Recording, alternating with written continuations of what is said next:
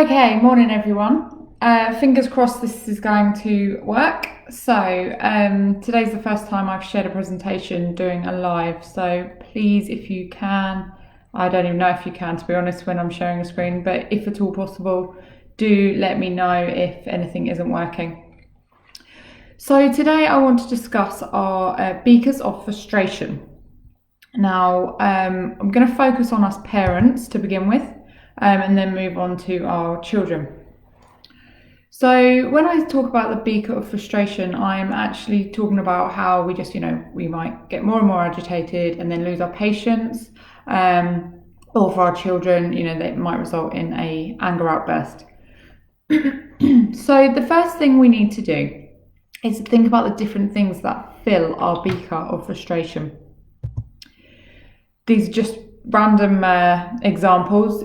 Anything can trigger us differently. So I've just put here sibling rows. So if our children have been arguing constantly during lockdown, something going wrong with work, maybe your partner isn't putting the bins out, running out of your favourite wine, the children not going to bed like they used to, financial worries, nothing to wear. That's a big frustration level of mine at the minute because I'm quite literally eating my way through the lockdown. So, my jeans just don't fit anymore. Juggling the kids, the house and work, and a big one is lack of sleep. So, I think the majority of us can say that when we wake up in the morning, we're probably not fully relaxed. We're probably still a little bit agitated and frustrated from the day before.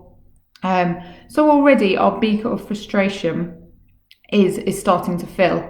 By lunchtime, we're tired, the kids are rowing, something might have gone wrong at work, our partner hasn't put the bin out, so you can really see how these little things are filling our beaker and causing us to maybe get a little bit more frustrated and agitated.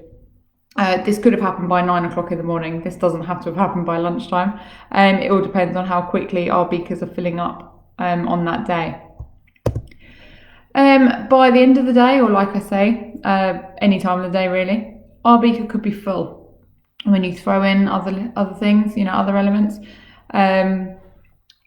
we're quite literally, by the time we put our kids to bed, we are absolutely exhausted and on our knees at the minute. There's lots of uncertain circumstances at the minute, which is certainly not helping to our beaker of frustration filling capacity.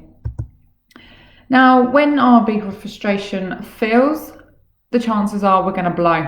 That might result in anxiety for one person. Another person might become withdrawn.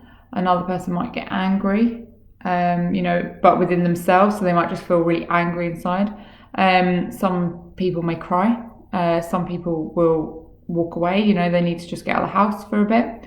Some people can get really angry, and result in rage, and other people may shout. Again, this is all very individual. We all react very differently to our own frustration levels.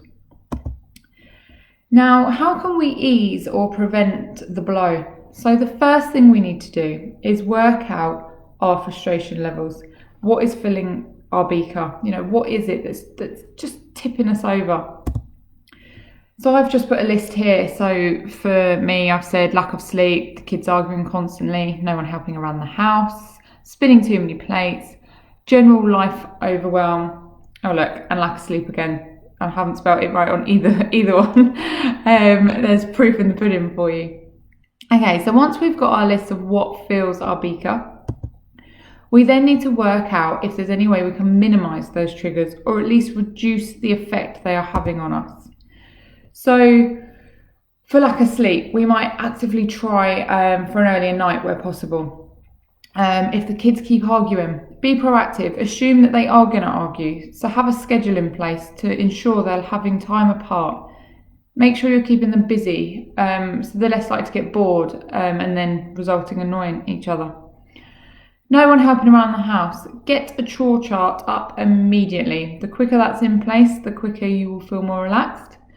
And with spinning too many plates, again, add to that chore chart, ways the family can support you. It doesn't have to be a chore. It could be little things like when they're getting their breakfast, they could get the toddler breakfast at the same time to ease the pressure on yourself. And general life overwhelm. Take breaks throughout the day to de-stress. That cup of coffee in the sunshine is definitely more important than putting the washing out at the minute. So we will never be able to stop ourselves getting frustrated, but we can reduce the fizz that causes us to blow. Let's move on to our children and think about how it may be affecting them. Our children's beakers can fill, explode and refill several times a day, even before 6 a.m, as many of us will be familiar with. I've put some examples here. So it could be their siblings have looked at them funny, they've not been allowed a snack that they want, they've been asked to do something they don't want to do, maybe their tics are driving them crazy, they've lost their favourite toy, their clothes don't feel right, the demands of home learning and the good old lack of sleep. So what fills their beaker of frustration? Now this is an activity I cannot stress enough you need to do with them. Sit down with them, discuss different emotions and feelings, anger, feeling irritable, frustrated, annoyed. Write all these things down and help them draw out different things that might be triggering their frustration levels and then adding to their beaker of frustration. So write out the triggers. I've put here lack of sleep, tics, clothes feeling funny and sibling conflict. Some strategies to support that might be encouraging earlier bedtime where possible. For tics, look at environmental triggers. There's more information on previous post and a previous live on that. Clothes feeling funny. Let them have a choice when buying clothes. Many of our kids with tics have some form of sensory issue, even if they don't have a diagnosis of sensory processing disorder. So give them a choice. Let them tell you what is feeling okay and what's not. Unfortunately, doesn't always work because sometimes some clothes feel okay one day, not the other, but it should help with some of these issues. And sibling conflict, again, scheduling time and activities apart. Now, the main priority and the reason for doing this is by finding out what triggers us and some different strategies that we can use to reduce or eliminate these triggers, is that we need to find ways to empty our cups of frustration throughout the day before they blow. So that could be for your child football in the garden, rough play, painting and a good old coffee for us parents. Whatever it may be, whatever these strategies are that you're coming up with that reduce the frustration, make sure you are scheduling them in, every half an hour if needs be, to help our frustration beakers, get some bubbles out to prevent the outbursts.